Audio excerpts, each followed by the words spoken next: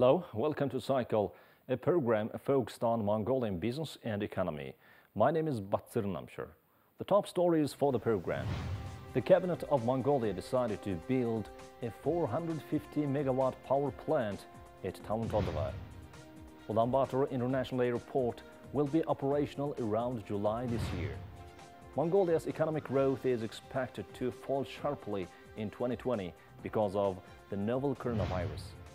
Mongolia exported 300,000 tons of copper concentrate, mining products exported through 4 border crossings, and much more.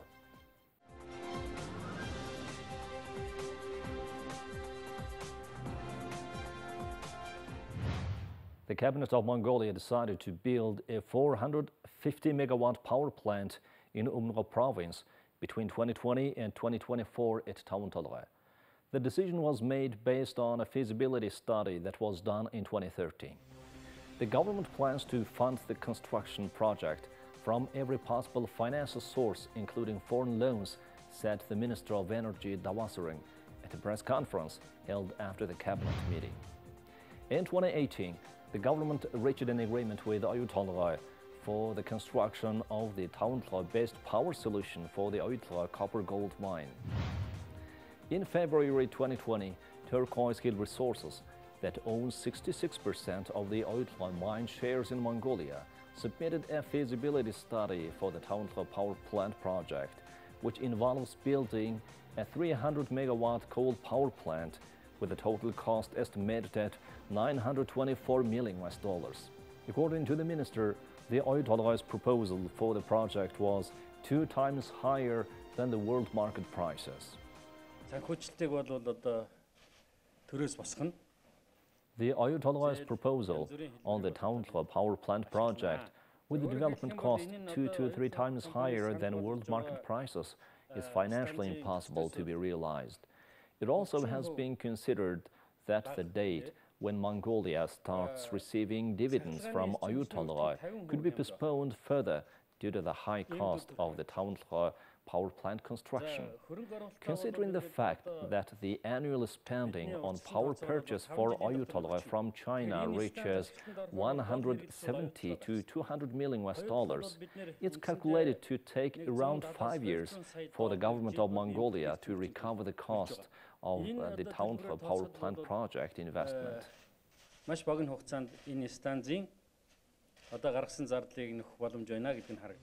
Once it's constructed, the power plant holds a number of advantages by ensuring a reliable power supply for the mining industry in southern Mongolia and increasing the economic benefits of the Oyu project.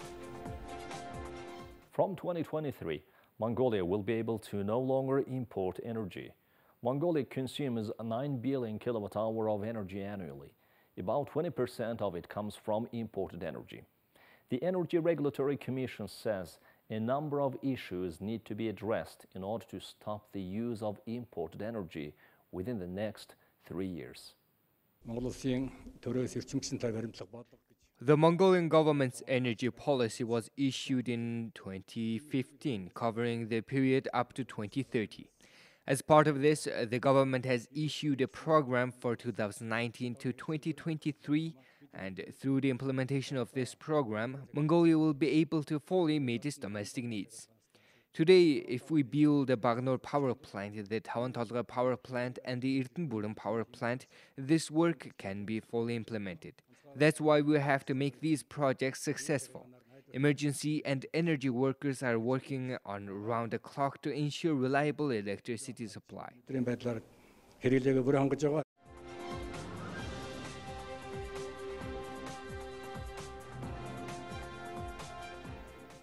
Khushuk Valley new airport construction has mainly finished. Officials informed that according to international civil aviation law, tests are being conducted for the 10th month and said that the new international airport should be operational around July this year. The new Ulaanbaatar International Airport has been constructed at Khushuk Valley in Tuk province, around 50 kilometers south of Mongolia's capital city of Ulaanbaatar. The construction started in May 2013. It was scheduled for completion by the end of 2016, but delays have extended this to 2020. The airport will be capable of handling approximately 3 million passengers a year. New infrastructure and reserved land will enable future expansions to serve an estimated 12 million passengers a year. The airport has been constructed by a joint venture of Mitsubishi Corporation and Chiyoda Corporation and will be operated by the Civil Aviation Authority of Mongolia. It will meet all the requirements of the International Civil Aviation Organization. Now the construction of the airport has been completed. Currently, the Japanese team is conducting tests and training staff of the airport. If the airport is not operational before the date stated in the agreement, sides can demand repayment and compensation. Both sides are working together to successfully launch the opening of this airport, and we are planning to complete everything by July, but if not, Chingus Airport will continue to remain the international airport. The Mongolian team will have completed all their duties by 1st of June, and after other work has been done, we can announce the opening of the new international airport. I think the parliament will discuss it in April, and this issue will be resolved soon. 1,000 jobs will be created with this new international airport. The airport project will involve construction of 30 buildings, including 37,000 meter square passenger terminal, an air traffic control tower, an operations building, and a 3,600 meter long and 45 meter wide concrete runway. A 35-kilometer highway to the airport has been built as well. This 6-lane highway that links Ulaanbaatar city with the Khushuk Valley Airport has been constructed with the soft loan of Chinese government. The next story is related to labor market. The labor market profession is being reformed. There is an opportunity in the field of vocational education sector to train specialists that will be in demand at the request of employers and reform technology-based training methods. The demand in the labor market for skilled young people is high. Vocational training centers and colleges have a policy of researching the most in-demand professionals. The centers study which specialists will be in demand in the Mongolian labor market over the next 5 to 10 years. In today's labor market, policy adjustment is important to determine which professions will train young people. Unemployment can also be reduced if employers don't dismiss their employees but have them retrained at vocational training centers. The most important thing for employers is to determine exactly what skills a person needs to make sure that skills being taught are the ones that are in demand.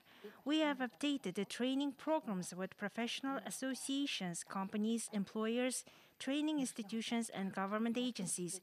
This training program is commissioned by the employer, so it is possible to train the right person for the organization.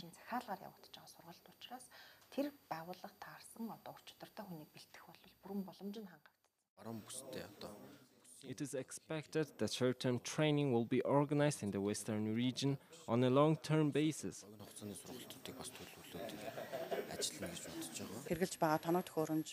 The equipment used is according to international standards, technologically compliant and programmable. As a result, we are preparing talented students for the demand in the labor market.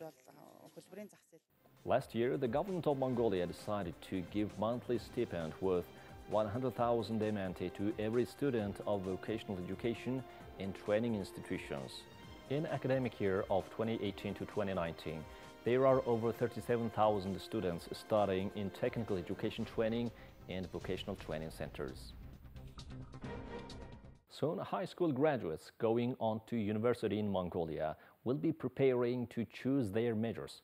According to a study conducted by the Ministry of Labor and Social Welfare, more than 72,000 new jobs will be created in 2020. Workers are needed by service organizations in the construction industry and the manufacturing sector. The retail and wholesale sector is expected to create 22% of all jobs, the construction sector about 20%, and the manufacturing sector about 10%. This means that 1 out of 10 jobs will be created in the manufacturing sector. As of today, operations at factories are on hold due to COVID-19 outbreak prevention measures. According to a recent study, 10,000 jobs will be created in the wool and cashmere processing industry when factory operations resume. People working in the sector earn an average of 800,000 to 2 million MNT a month. In total, more than 8,000 people work in the wool and cashmere industry. There are more than 10,000 registered employees. Today, the industry is operating at about 40% of its total capacity. At full capacity, up to 20,000 jobs will be created in the wool and cashmere industry.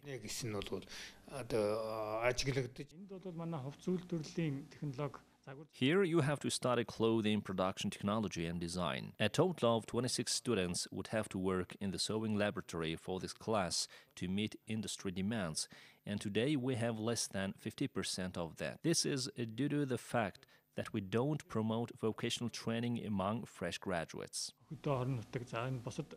Mongolian youth are more likely to choose majors to become economists, lawyers or managers, but only 60% of university graduates work in careers linked to their majors, while more than 80% of graduates from the National Vocational Training Centers are employed in their field of study. Here are over 80,000 cows within the Ulaanbaatar city area providing dairy products. However, the milk they produce doesn't even cover half of city's requirements. Since farming is often unprofitable, the number of people who are choosing this business option is decreasing.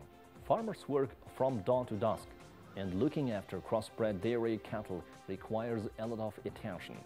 Herders said that this kind of dairy business is not easy. We milk them twice a day and get around 10 liters of milk per day. We need special experts to solve this issue. What can we do to increase the milk production? There are many ways. Farmers note that although dairy cattle require a lot of attention and resources, they mostly yield a maximum of 6 liters of milk per day, which only covers the cost of the operation. In my opinion, we just have to keep the grazing ground cattle in the wild, following the traditional Mongolian herding methods, and use special breeds for the dairy industry in Mongolia. Government needs to take action and provide an adequate legal environment for farmers to start such projects. Currently, farmers cannot operate with all imported cattle. Only those who have adequate financial resources can do so. Unfortunately, they breed it with different breed bulls. Business owners are breeding dairy cattle with beef cattle. This is why we need expert advice. Similar to meat, only a small proportion of the milk produced in the country is processed by dairy industry. Mongolia used to be self-sufficient in milk in the socialist period, and even a small exporter. Similar to the rest of the food sector, the dairy industry collapsed during the abrupt transition from state to private ownership in the early 1990s. In the past, Mongolia had over 40 fully industrialized farms, which produced around 40 million liters of milk annually. Food and Agriculture Agency experts note that although the number of cattle has increased since then, the milk yield has reduced milk annually. Food and Agriculture Agency experts note that although the number of cattle has increased since then, the milk yield has reduced. The government of Mongolia, in partnership with international organizations, is implementing projects and taking urgent measures to prevent the novel coronavirus spread, diagnose and treat the infection.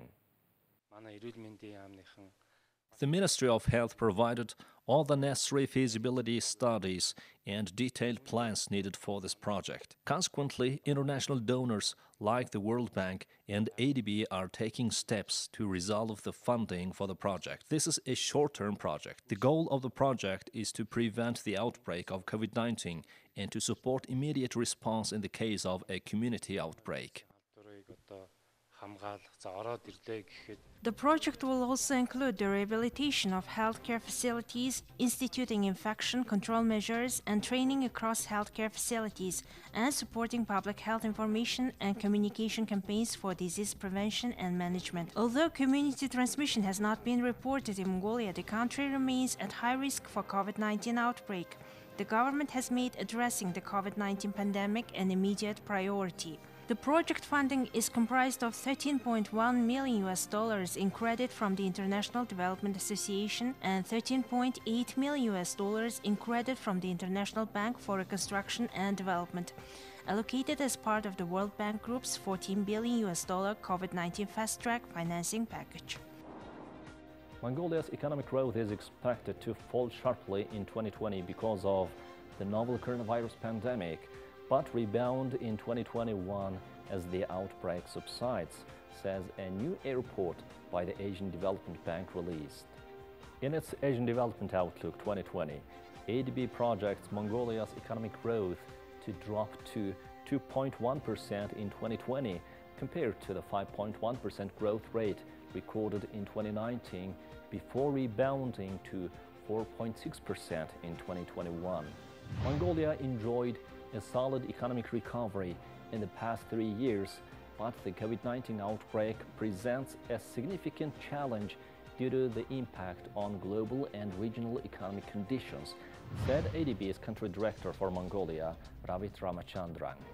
Reduced demand for raw materials and lower commodity prices caused by the slowdown in the People's Republic of China, and now the COVID-19 outbreak will reduce exports of coal, copper, iron ore, zinc and crude oil, pushing growth down further.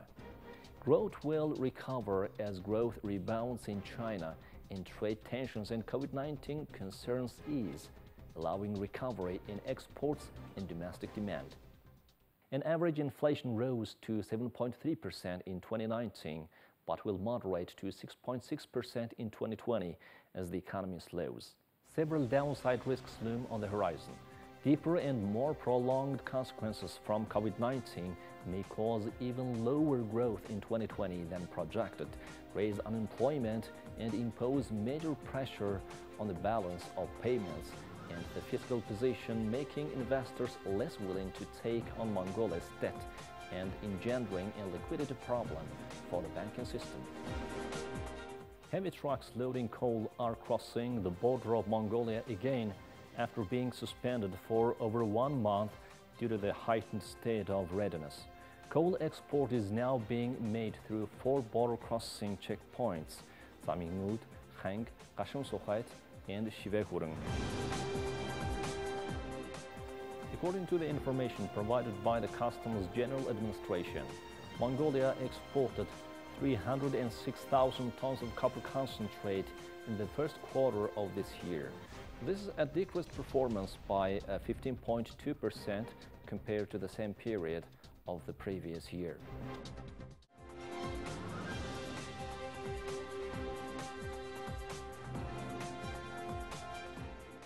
Well, that's all for Cycle. Thanks for watching and see you next time.